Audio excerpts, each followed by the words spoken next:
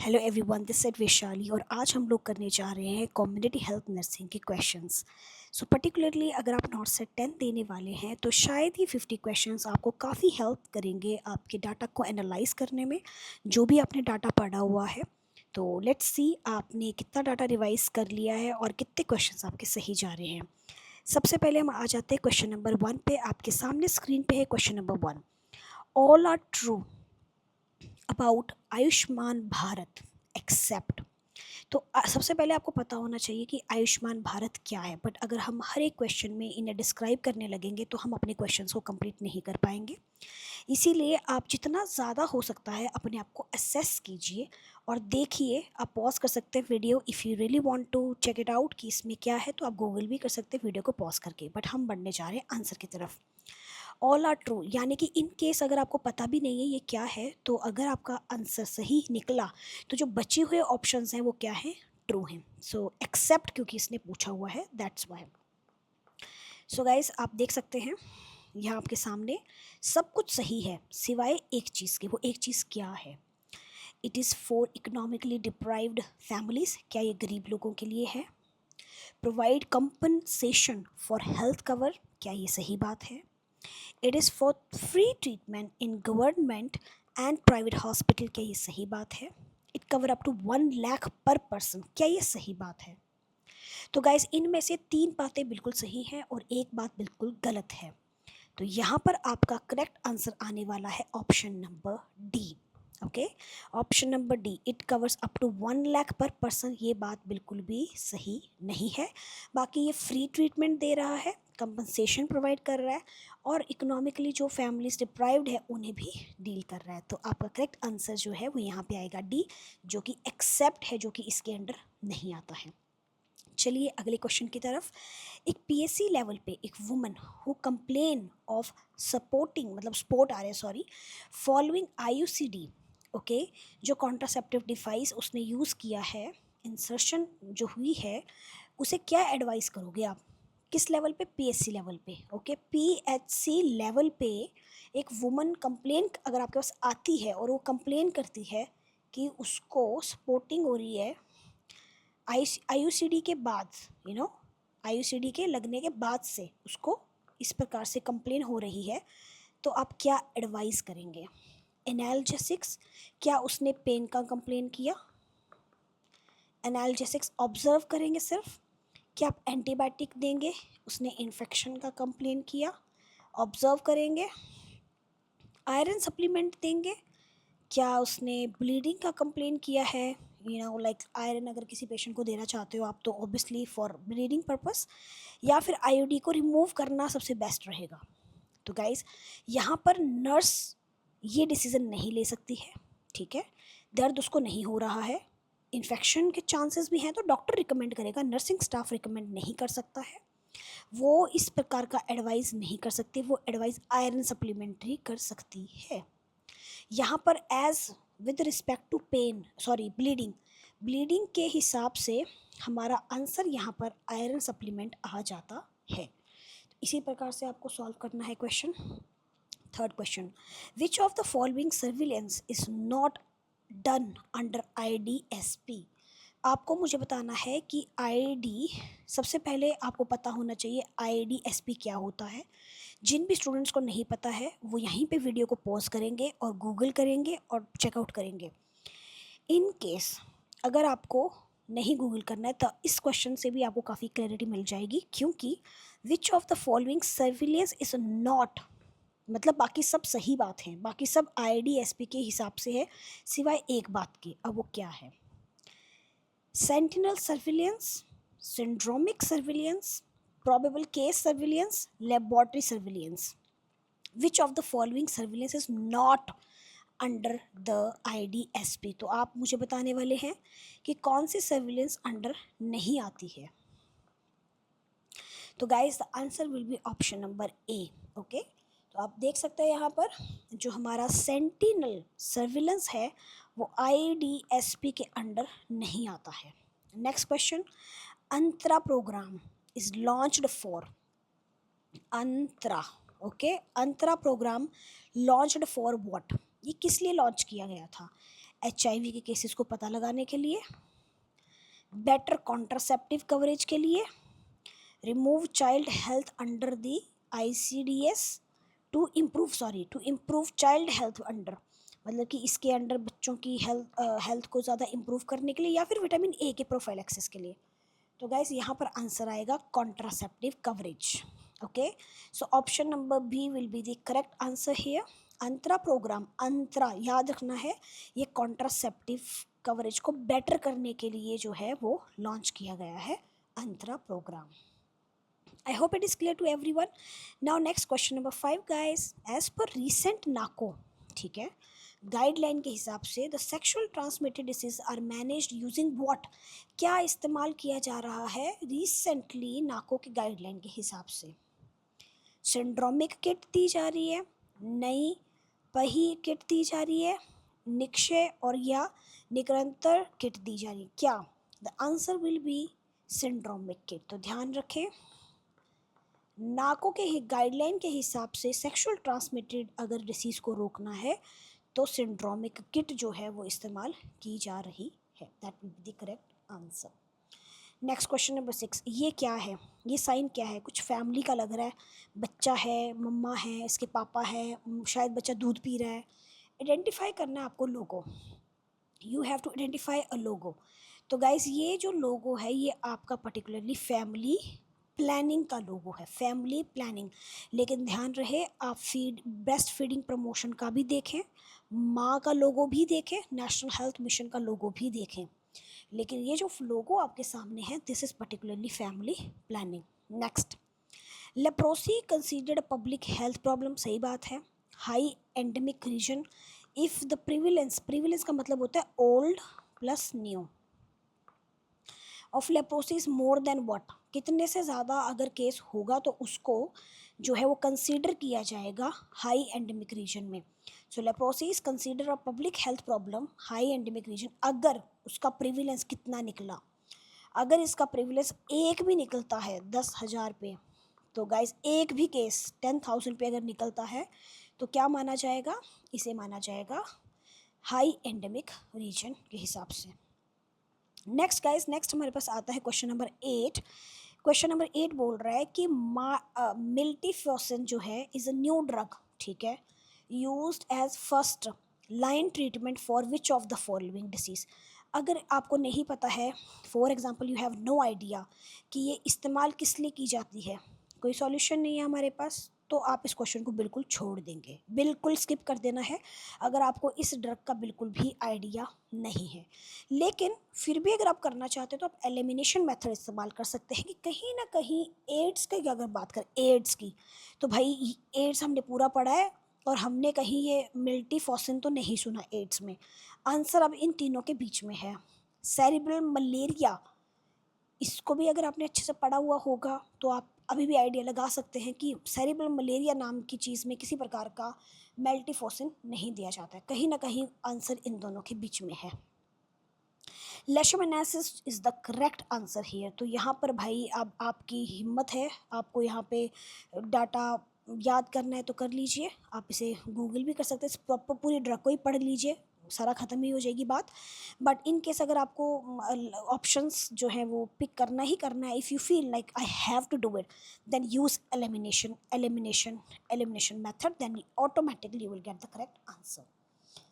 Next question आता है हमारे पास, rota virus vaccine used as pilot project under UIP, जो यूनिवर्सल इम्यूनाइजेशन प्रोग्राम है, रोटा वायरस की जो वैक्सीन है उसे पायलट प्रोजेक्ट के अंडर आता है, ये क्या है rota? So guys let me tell you, particularly boy love the crime, ठीक है, बॉय लव द क्राइम, ये B से BCG, oral polio, yellow, okay, ये जो भी ड्रग्स आप पढ़ते हैं लाइव वैक्सीन्स में ध्यान रखना है, ये पर्टिकुलरली जो रोटा वायरस है वो आपकी लाइव वैक्सीन है, ई से याद कर लो, ओके। रोटा में आपको यहाँ R ऐड करना होता है, R ऐड करना होता है, तो ये रोटा वायरस भी एक लाइव वैक्सीन है, ध्यान रखना इस बात का, ये किल्ड नहीं है, कंजुगेटेड पॉलीसैकेराइड, ये एक लाइव वैक्सीन है rota virus.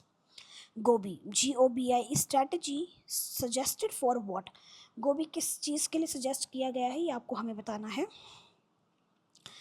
Reduce maternal mortality, जो हमारा मैटरनल मोर्टेलिटी रेट है उसको कम करने के लिए गोभी इस्तेमाल करते हैं।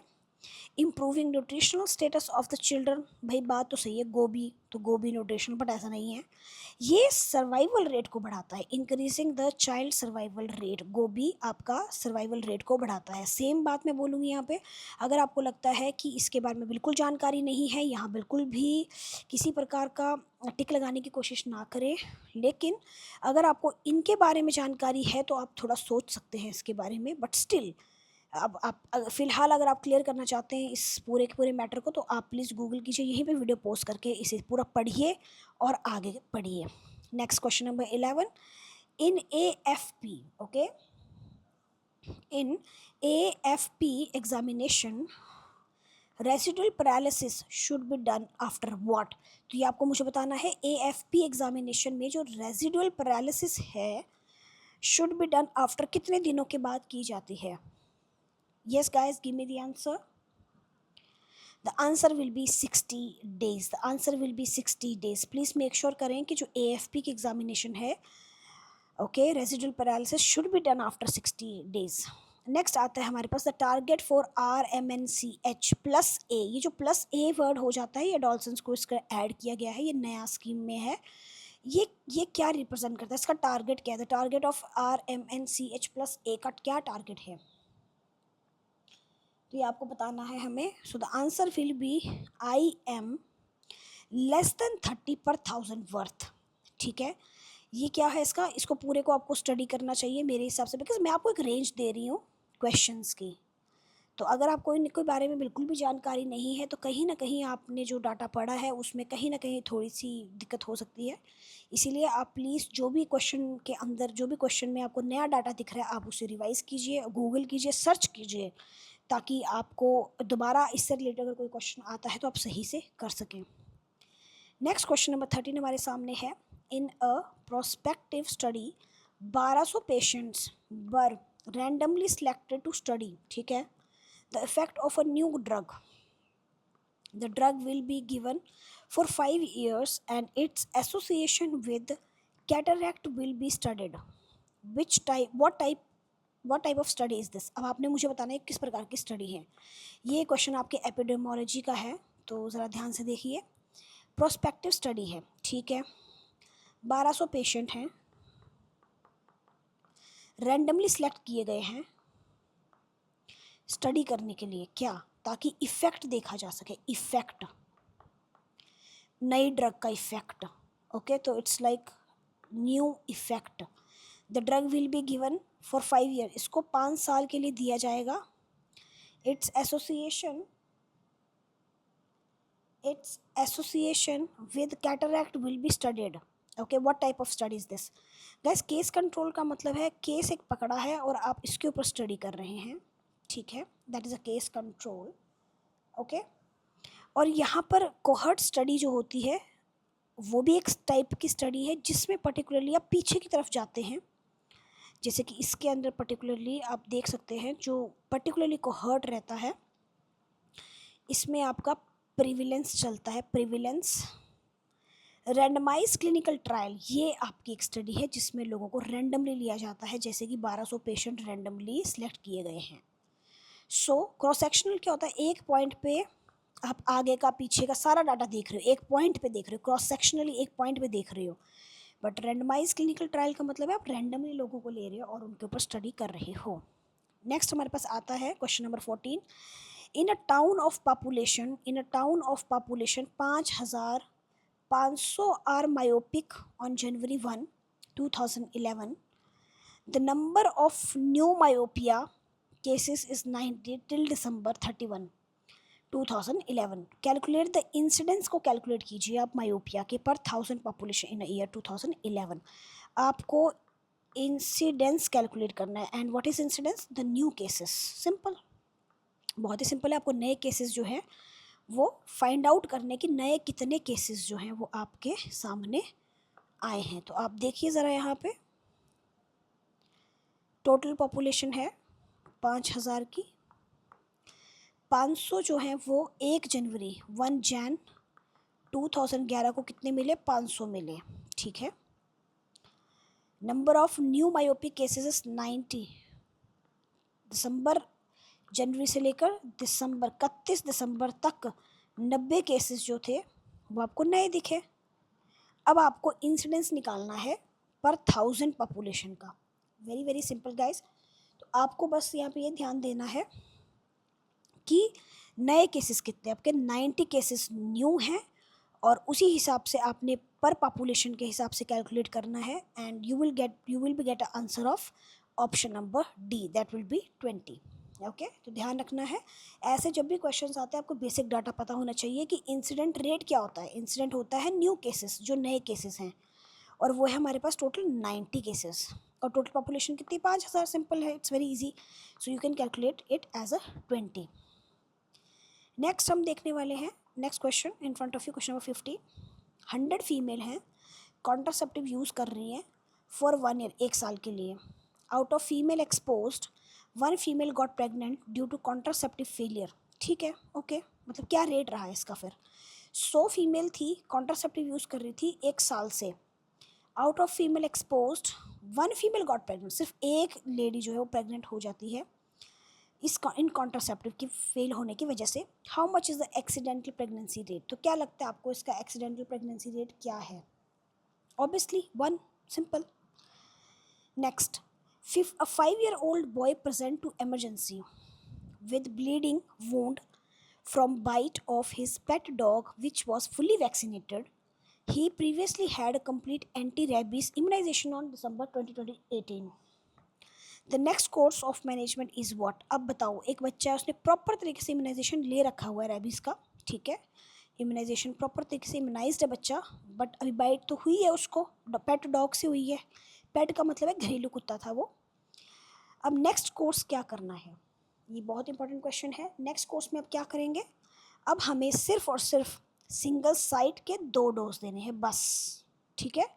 हमें सिर्फ और सिर्फ सिंगल साइट एक जगह पे 2 डोजेस देने हैं, एक तो 0 डे पे और एक तीसरे डे पे, दैट्स इट। इतना ही हमें करना है क्योंकि जो बेबी है वो फुल्ली वैक्सीनेटेड था, ठीक है।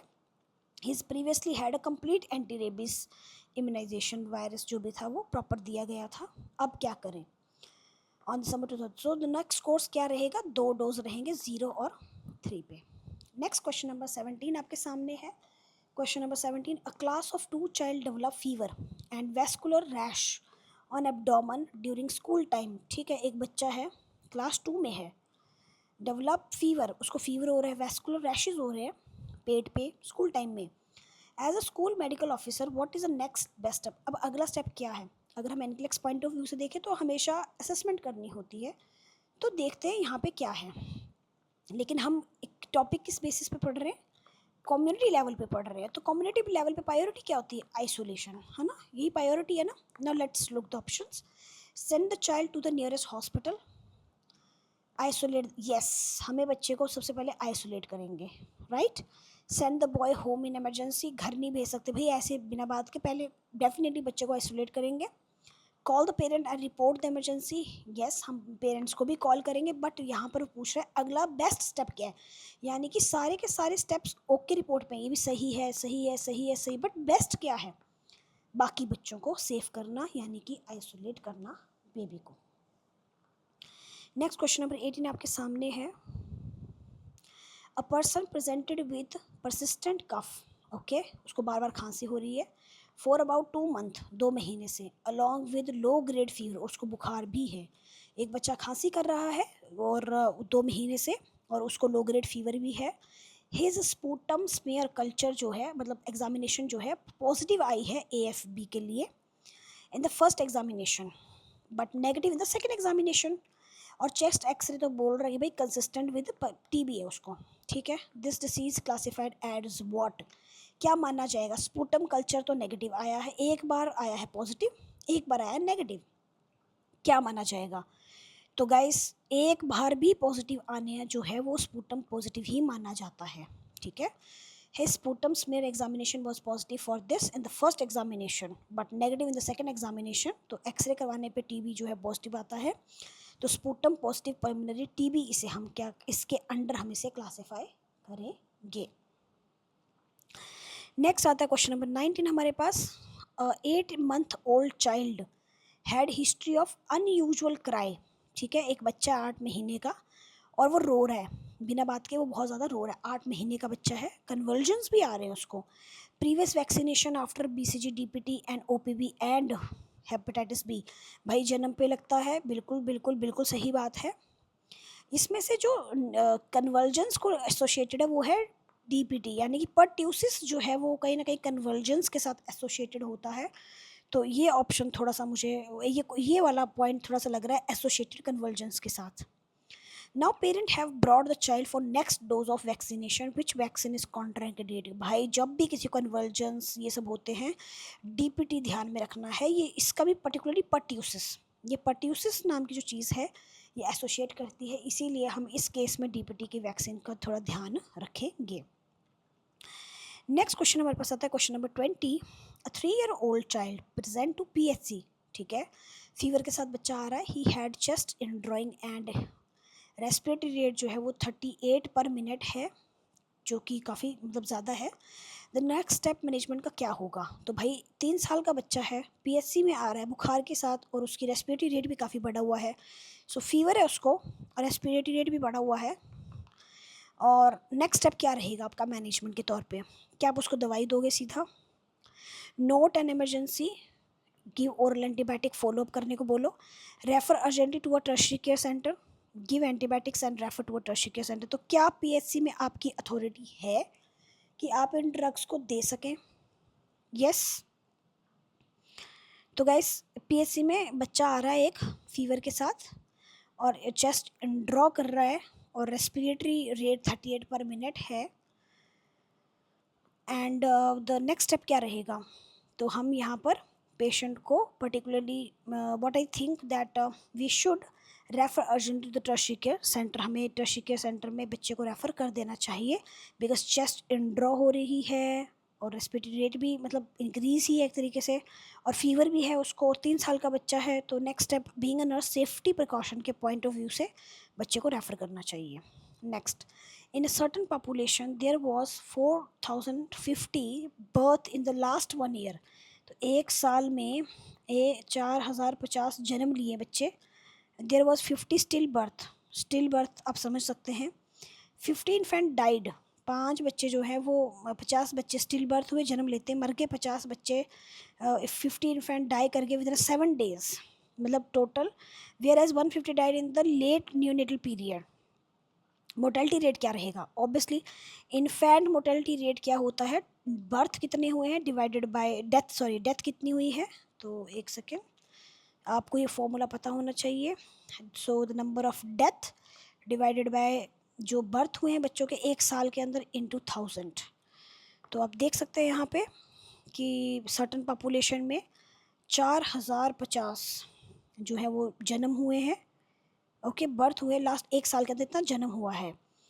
और there were 50 still birth, 50 still birth है, प्लस 50 इन्फेंट डाई हुए 7 दिन के अंदर, और 150 जो थे वो डाई हो जाते हैं in the last neonatal period. Neonatal mortality rate क्या रहेगा? तो guys give me the answer, आपको आंसर देना है। What will be the answer guys? my answer is like 50। okay, so B is B, 50/1000। so question number 21 का option number B आएगा कि भाई 50 जो है वो इसका न्यूनेटल मोर्टेलिटी रेट है, 50 will be the mortality rate of the babies.